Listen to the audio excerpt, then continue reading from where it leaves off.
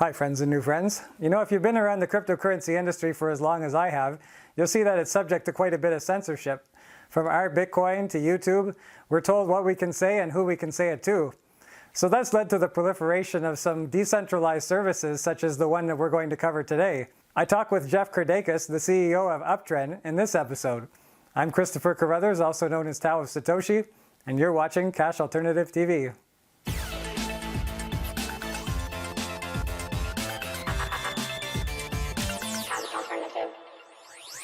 So what is Cash Alternative TV, other than that catchy jingle?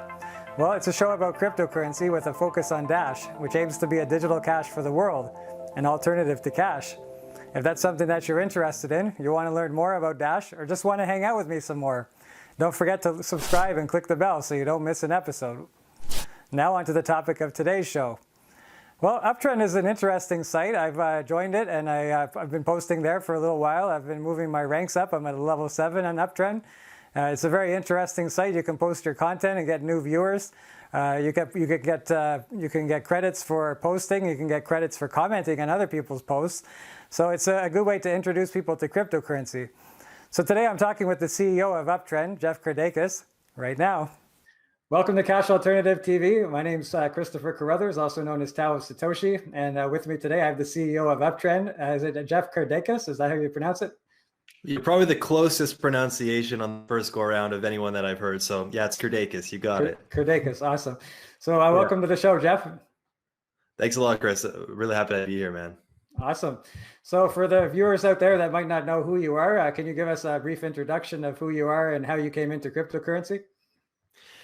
Well, who I am, I'm a guy, I guess, like on a more ethereal plane that just really believes in personal freedom. I love to just enjoy life. And I believe that I really enjoy living my life through my passions. And so that's kind of what brought me to Uptrend. I'm sure we'll get into that in a second. But what brought me into crypto was Aetherium, really. When Bitcoin came into this space, I was like, this is interesting. But I just didn't see it as this massive revolution. For sure, it allowed people to transact currency across borders without government oversight. I thought that was very cool, but also potentially a niche industry or niche sector. And then when Ethereum came on, I'm like, wow, this can potentially totally flip the way the world interacts with corporations, with people, removing middlemen, democratizing processes, allowing for DAOs. I'm like, this is going to be huge. So Ethereum really hooked me into the crypto space. I started creating a couple crypto groups on Facebook with my friends. It started with 12 people, it grew to 100, 1,000. Now it's at 150 in that one group. And we have a ton of other groups, total around 800,000 people. So yeah, from that, I've just kind of created this ecosystem around it. I'm just full in on crypto. I really believe in the ethos, like I was mentioning earlier, personal freedom, self-sovereignty, pardon me. So I think those things really line up with that. All right, so you're one of the first people that I've interviewed that say Ethereum is their main love. Usually it's Bitcoin, the people that I talk to. So it's kind of refreshing to get a different perspective on somebody who's really into Ethereum. Are there any particular projects on Ethereum that interest you right now, besides your own, obviously? Yeah. MakerDAO is one that I find very interesting. I think there's a lot of interesting projects out there, but I've been very... I guess disappointed is the right way to say it in how much traction they've been able to get. I think a lot of these projects are still so stuck on just being so tech focused and really moving towards the full decentralization, all those technical, the things that people aspire towards, and not allowing for enough clean, easy, clickable UI. And so I think that's been a big downfall of a lot of these projects, because a lot of things for example, Augur, another really cool idea, betting on the blockchains. There's so many ideas that I really love. I think right now the biggest one that's the most successful is MakerDAO, which allows for DeFi, decentralized finance on chain. Obviously, they've had their own problems. DeFi's run into a few problems over the last few months with different attacks. So I think the space is still new. And I think there's a ton of potential. I think it's just going to take a lot more time than a lot of us originally expected back in 2017. Let's put it that way. All right. So that brings us to your project Uptrend. And what was the catalyst for developing Uptrend? What was the niche that you saw that needed to be filled? Yeah, I mean, it's a huge displeasure with how social media is treating people. So I was running crypto groups on Facebook, and so crypto is, as a crypto YouTuber, I'm sure you've seen this around too. Everyone in crypto just gets slammed, whether it's by Facebook, by YouTube. And so these crypto Facebook groups that I was running, not only was I hearing so much about different projects not able to advertise, people not able to post, getting shadow banned, but also just the algorithm in Facebook groups is really terrible. It incentivizes poor quality content, I would say, because how it works is the last thing that gets commented on is the thing on the top of the group. So, things like memes or should I buy Bitcoin, like simple posts like that get tons of engagement and seen a lot. Whereas if somebody writes a really beautiful article, it's not going to get seen. And then obviously you have all the problems with like data privacy and freedom of speech that go on Facebook too. So it's like, you know what? It would be really cool to just see if something could be built. Why not give it a try? So I went on Upwork, I hired some developers. I was like, listen, take the UI of Reddit. Like I don't have time nor the skills to redesign this myself. And let's just make a tokenized version of Reddit essentially and see if people like it, see if people find value, empower freedom of speech, empower data security. And it started going really well. So we've just continued to, as more members come on, I could, from my own pocket, continue to push money into the project. We didn't do an ICO. We didn't do any fundraising. So yeah, Uptrend has been born essentially just from trying to create a social media platform that puts people first. Okay, compared to like a social media platform that currently exists, what do you think yours is the closest to? Probably it would be the closest to minds.com. That'd be the closest because like there's maybe a few that were very similar to Minds would be one of them. Hive would be another one, which is the new fork of Steemit. So probably most people are familiar with Steemit. So if you know Steemit, that's fairly close. We have rewards for when you post quality content. It's a lot more freedom of speech, as I've mentioned 1,000 times already. So probably those two would be the closest. Okay, well, I've used Uptrend. I enjoy it. I'm on level 7 right now. I post my stuff there. I got lots of interesting commentary and some new viewers to my channel. So I appreciate that being there. So tell me a little bit about the economics of Uptrend. What's the 1UP token and how does that work? How exactly would somebody who's just joining the platform go ahead and get into it? For sure. Yeah. So super easy. And kind of like as I was mentioning before, we want to make things easy. So somebody's mom can sign up. So you can either sign up with Google, you can sign up with your email. You don't need MetaMask. You don't need any of that crazy stuff. You just get on. And then every time when you make a post or when you make a comment, every time that's upvoted, you're earning tokens.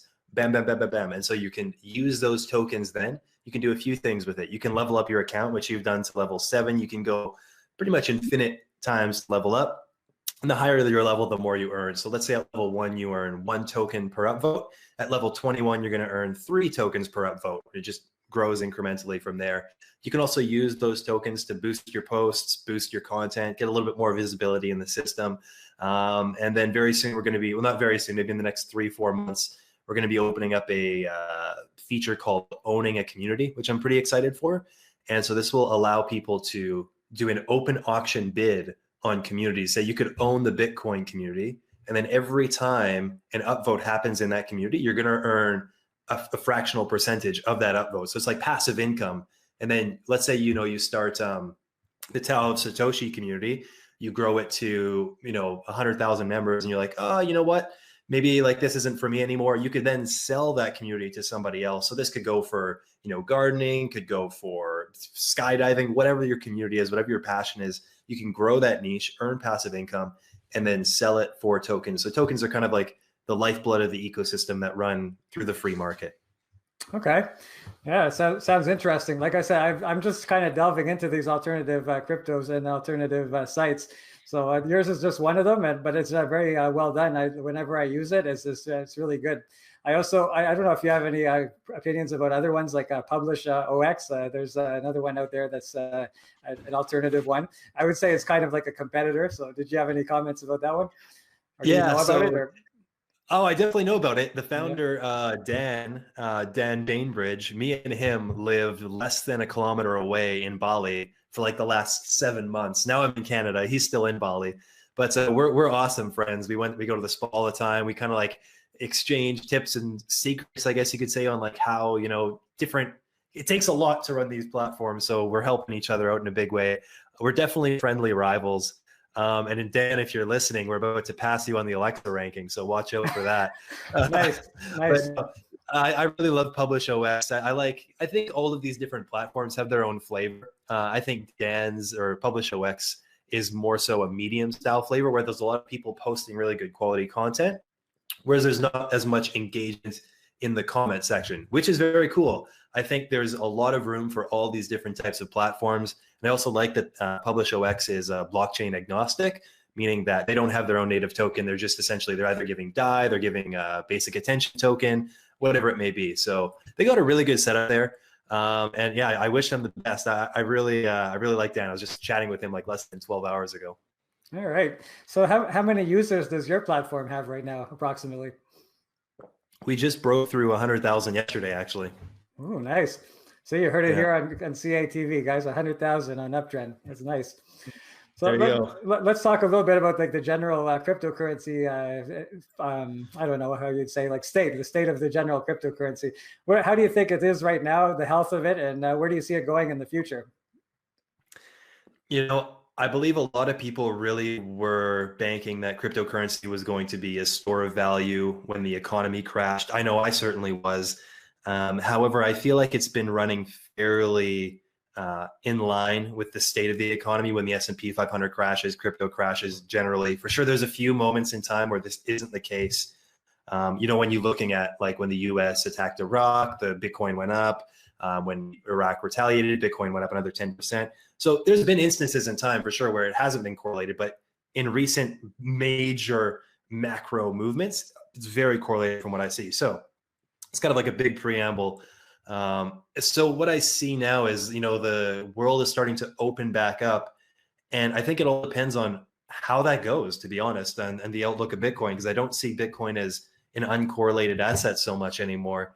So if, you know, we get this big second wave of infections and we have to tighten the reins back again and the economy starts to take a hit, I think that could be really negative for Bitcoin and cryptocurrency. This is maybe not the most popular thought sentiment, and it's not going to get me any new followers, but it is what I believe. But that being said, like the halvening is happening. So for example, if the economy starts to just like, forget who it said, I think it was Andreas Antonopoulos, he says, you know, we're going to see an L-shaped recovery. So, you know, everyone thinks, you know, you're going down, then you're going to go back up. And he's saying, I think we're going to go down, then we're just going to go horizontal. And so I think if we have this L-shaped recovery where we just don't get any worse, we're not getting any better, coupled with the halvening, I think Bitcoin and cryptocurrency will be still appreciate in value, but we definitely need to have that L to just kind of be like, okay, we're flatlining, and the flat line isn't because the Fed is printing a shitload of money and just kind of doing stock buybacks and buying junk stocks, which is what we're seeing a lot of right now. So we'll see. I think I can't say I'm optimistic. I'm usually one of the more optimistic guys in the world. You can ask my team, maybe a little bit overly optimistic, but maybe like here's a good representation just to kind of wrap it all up. I've been 100%, like I had 100% of my net worth in crypto besides like the clothes on my back. I don't even own a car, which is insane risky, but whatever.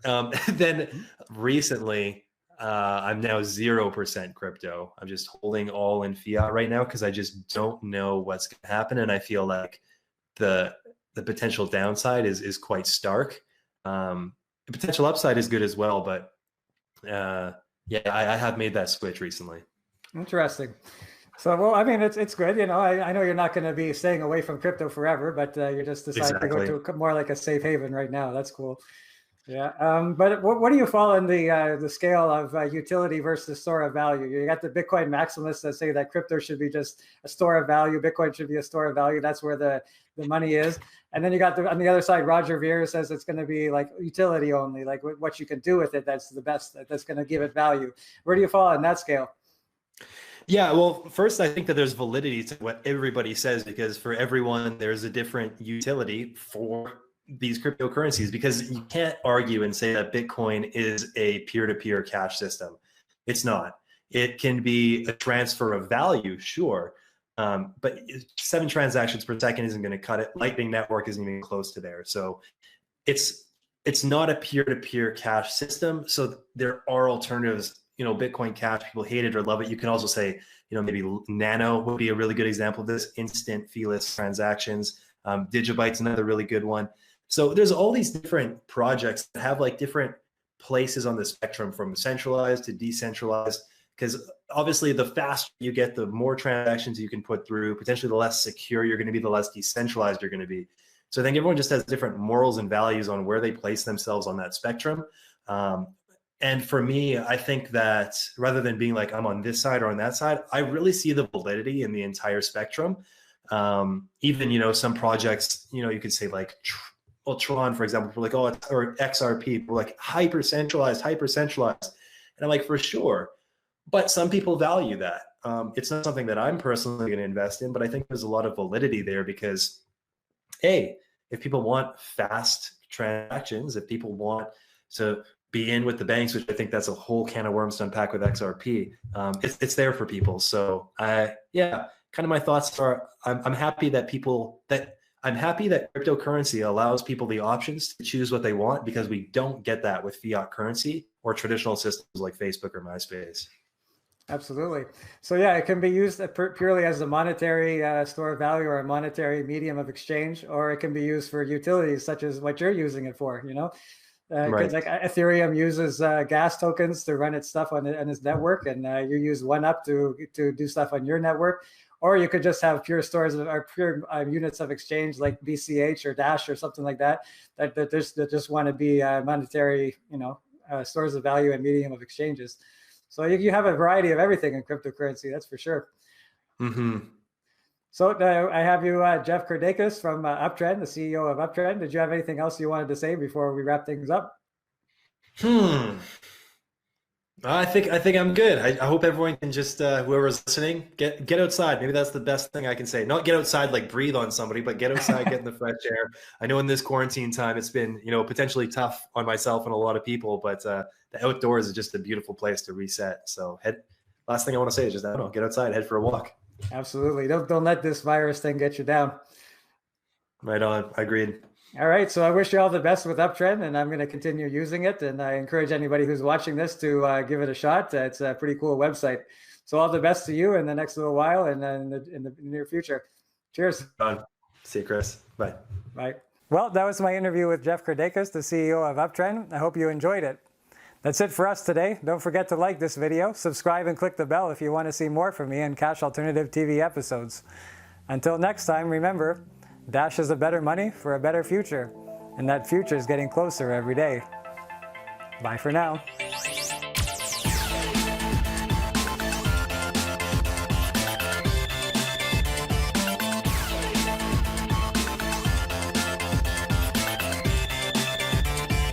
Cash Alternative.